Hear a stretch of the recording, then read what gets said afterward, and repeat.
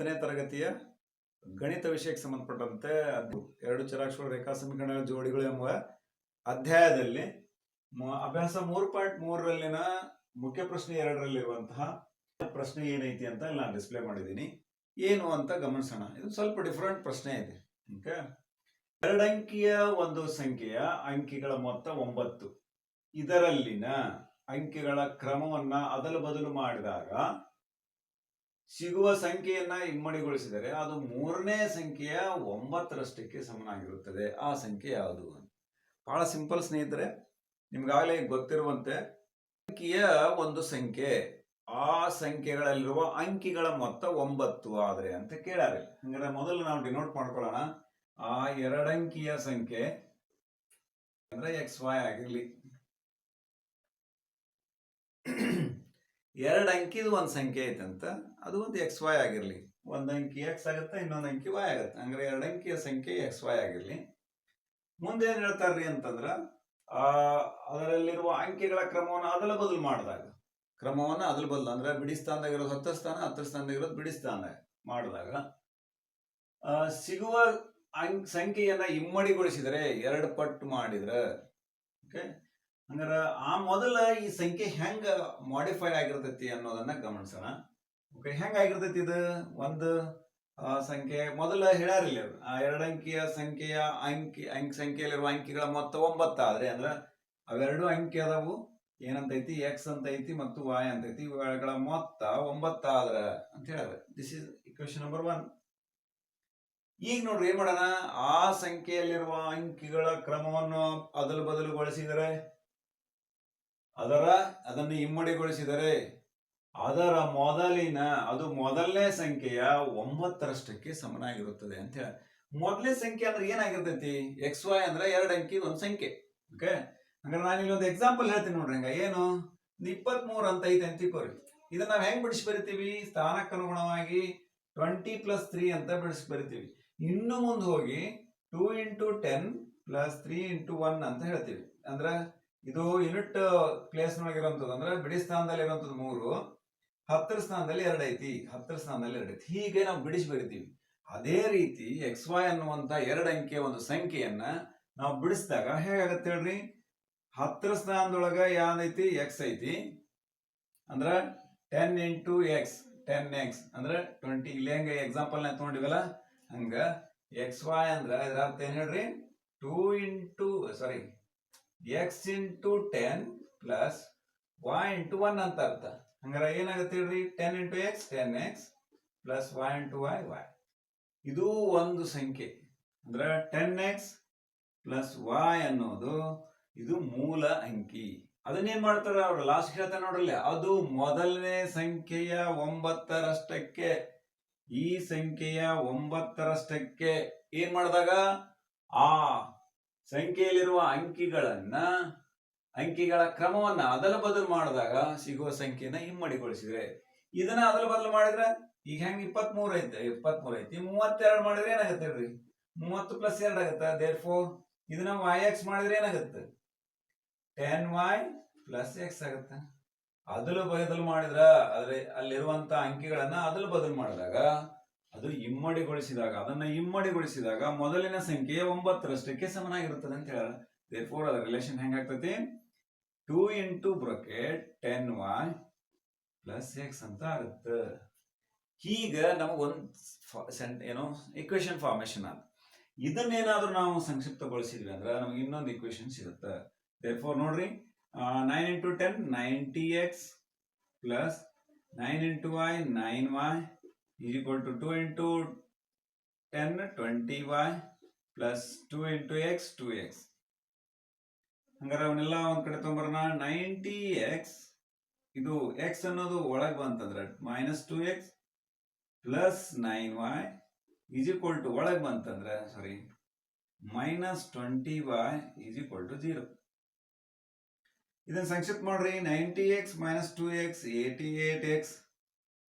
Okay, next ನೋಡ್ರಿ 9Y - 20Y ಅಂತ ಐತಿ. ಅಂದ್ರೆ ಎರಡು ವಿಜಾತಿ ಚಿಹ್ನೆಗಳ ಬೀಜ ಪದಗಳದಾವು. ಅದ್ರೊಳಗೆ ದೊಡ್ಡದೊಳಗ ಸಣ್ಣದ ಕಳೆದ್ರೆ ದೊಡ್ಡ ಸಂಖ್ಯೆ ಚಿಹ್ನೆ ಇಡಬೇಕು. 20 9 ಹೋದ್ರ 11 11y ದೊಡ್ಡ ಸಂಖ್ಯೆ ಚಿಹ್ನೆ ಮೈನಸ್ ಇರೋದ್ರಿಂದ ಮೈನಸ್ ಇಟ್ಟಿವಿ ಈಸ್ ಈಕ್ವಲ್ ಟು 0. ನೋಡಿ ಇದು ಮತ್ತೆ ಇನ್ನೇನಾದ್ರು ಸಂಕ್ಷಿಪ್ತಗೊಳಿಸಬಹುದನ. 11 ಮತ್ತು 88 ಅನ್ನೋದು 11ರ ಅಪವರ್ತ್ಯಗಳು. ಹಾಗಾಗಿ ಇದನ್ನ ನಾವು 11ರಿಂದ ಇಡೀ ಇದನ್ನ ಭಾಗಿಸಿದಾಗ ಏನಾಗುತ್ತೆ ಹೇಳ್ರಿ, 8x minus y is equal to 0. This is equation number 2. ಸಿಕ್ಕು ನಮ್ಗೆ equation 1 and 2 ಸಿಕ್ಕು. ನಾವು ಈಸಿಯಾಗಿ ನಾವು ವರ್ಜಿಸುವ ವಿಧಾನ ಮೂಲಕ ನಾವು ಇದನ್ನ ಬಿಡಿಸಿದಾಗ ಬಹಳ ಸರಳ ಆಗ್ತೈತಿ. ಏನು ನಮ್ಗೆ ಗೊತ್ತೈತಿ ವರ್ಜಿಸುವ ವಿಧಾನ ಮಾಡೋದಂದ್ರ ಮೊಟ್ಟ ಮೊದಲು ನಾವು ಸಂಖ್ಯಾ ಸಹಗುಣಕಗಳನ್ನ ನೋಡ್ಬೇಕು. ಎದರದು? ಚರಾಕ್ಷರದ ಸಂಖ್ಯಾ ಸಹಗುಣಕಗಳನ್ನ ಗಮನಿಸ್ಬೇಕು. ಸಂಖ್ಯಾ ಸಹಗುಣಕಗಳನ್ನ ಗಮನಿಸಿದ ಮೇಲೆ ಎರಡು ಚರಾಕ್ಷರಗಳಿರುವ ಮೊದಲನೇ ಸಮೀಕರಣದಲ್ಲಿರುವಂತಹ ಒಂದು ಚರಾಕ್ಷರ ಮತ್ತು ಎರಡನೇ ಸಮೀಕರಣದಲ್ಲಿರುವಂತಹ ಒಂದು ಚರಾಕ್ಷರ ಎರಡೂ ಸಂಖ್ಯಾ ಸಹಗುಣಕಗಳು ಸೇಮ್ ಅದಾವ ಇಲ್ಲ ಅಂತ ಚೆಕ್ ಮಾಡ್ಬೇಕು. ಸಮ ಇದ್ವು ಅಂದ್ರ ಸಮ ನೋಡ್ಬೇಕು, ಸಮ ಮಾಡ್ಕೋಬೇಕು. ಒಂದ್ ವೇಳೆ ಸಮ ಅದಾವಿಲ್ಲ ಅಂತ ಗಮನಿಸ್ಬೇಕು. ನೋಡ್ರಿ ಇಲ್ಲಿ ಒಂದನೇ ಸಮೀಕರಣದೊಳಗೆ ಹಂಗಾರ ವಾಯ್ನ ಚರಾಕ್ಷರದ ಸಂಖ್ಯಾ ಸಹಗುಣಕಗಳು ಎರಡೂ ಸಮೀಕರಣದಲ್ಲಿ ವಾಯ್ನ ಚರಾಕ್ಷರದ ಸಂಖ್ಯಾ ಸಹಗುಣಕಗಳು ಸಮ ಅದಾವ. ಸಮ ಇದ್ಮೇಲೆ ಏನನ್ನ ಗಮನಿಸ್ಬೇಕು? ಅವುಗಳ ಚಿಹ್ನೆಗಳನ್ನ ಗಮನಿಸ್ಬೇಕು. ಏನಿದ್ರ ಸಜಾತಿ ಇದ್ರ ಕಳಿಬೇಕ, ವಿಜಾತಿ ಇತ್ತಂದ್ರ ಕೂಡಿಸ್ಬೇಕು. ವರ್ಜಿಸೋದು ಮಾಡ್ಬೇಕು ಅಂತಂದ್ರ ಈ ಒಂದು ಇದನ್ನ ನಾವು ಗಮನದಲ್ಲಿಡ್ಬೇಕು. ಮೊದಲ ಎರಡು ಸಮೀಕರಣದಲ್ಲಿರುವ ಚರಾಕ್ಷರಗಳ ಸಂಖ್ಯಾ ಸಹಗುಣ ಗಮನಿಸ್ಬೇಕು, ಅದನ್ನ ಒಂದು ಸಮ ಮಾಡ್ಕೊಳ್ಬೇಕು. ಸಮ ಇರಲಿಲ್ಲ ಅಂದ್ರೆ ಸಮ ಮಾಡ್ಕೊಳ್ಬೇಕು. ನೆಕ್ಸ್ಟ್ ಚಿಹ್ನೆ ಗಮನಿಸ್ಬೇಕು. ಸಜಾತಿ ಚಿಹ್ನೆ ಇದ್ರೆ ಕಳಿಬೇಕು, ವಿಜಾತಿ ಚಿಹ್ನೆ ಇದ್ರೆ ಕೂಡಿಸ್ಬೇಕು ಅಂತ. Very simple. ಹಂಗಾರ ವಾಯ್ ಅನ್ನುವಂತ ಚರಾಕ್ಷರದ ಸಂಖ್ಯಾ ಸಹಗುಣಗಳು ಸೇಮ್ ಅದಾವು, ಜೊತೆಗೆ ಅದರ ಚಿಹ್ನೆಯನ್ನು ಗಮನಿಸಿದ್ರೆ ಎರಡು ವಿಜಾತಿ ಅದಾವು. ವಿಜಾತಿ ಅಂದ್ರೆ ಏನ್ ಮಾಡ್ಬೇಕು? ಕೂಡಿಸ್ಬೇಕು. ಕೂಡಿಸ್ಬೇಕು. ದೇರ್ಫೋರ್ ಹಂಗಾರ ನೋಡ್ರಿ ಏನಂತ ಬರಿತೀನಿ ನಾನೀಗ, ಸಮೀಕರಣ ಇಲ್ಲೇ ಬರಿತೀನಿ. ಸಮೀಕರಣ ಒಂದಕ್ಕೆ ಎರಡನ್ನು ಕೂಡಿಸಲಾಗಿ ಓಕೆ. ಹಂಗಾರ ಕೂಡಿಸ್ರಿ. x plus y is equal to 9 and 8x minus y is equal to 0. ಕೂಡಿಸೋದು ಅಂತಂದ್ರೆ ಅದರ ಅರ್ಥ ನಾನು ಏನ್ ಮಾಡ್ಬೇಕು?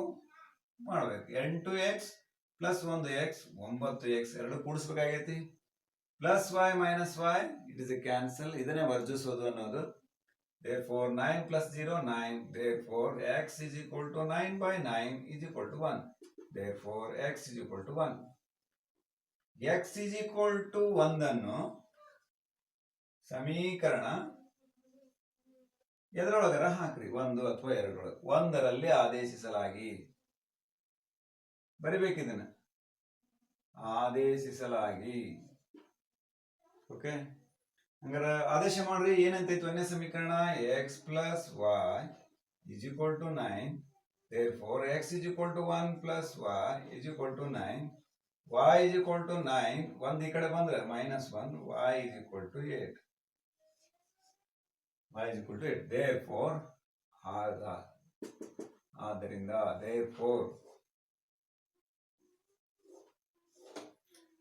ಸೆಕ್ಷನ್ therefore ಏನೇ ಎರಡಂಕಿಯ ಸಂಖ್ಯೆ xy ಅಂದೇ ನಾನು. ಓಕೆ. ಹಂಗಾರೆ x is equal to 1, y is equal to 8. ಆ ಸಂಖ್ಯೆ 18 ಆಗಿರುತ್ತದೆ. ನೋಡ್ರಿ ಅವೆರಡು ಅಂಕಿಗಳಲ್ಲಿರುವ ಸಂಖ್ಯೆಯನ್ನ ಕೂಡಿಸಿದ್ರೆ 9 ಬರುತ್ತಂತ ಹೇಳ್ಯಾರ. 1 plus 8 9. ಓಕೆ. ಈ ಸಂಬಂಧನು ಕೂಡ ಇದ್ರೊಳಗೆ ಹಾಕಿ ತಾಳೆ ಮಾಡಿ ನೋಡ್ರಿ. 1 8 8, y is equal to 8. 8 ಒಳಗೆ 8 ಹೋದ್ರೆ 0. It is very simple.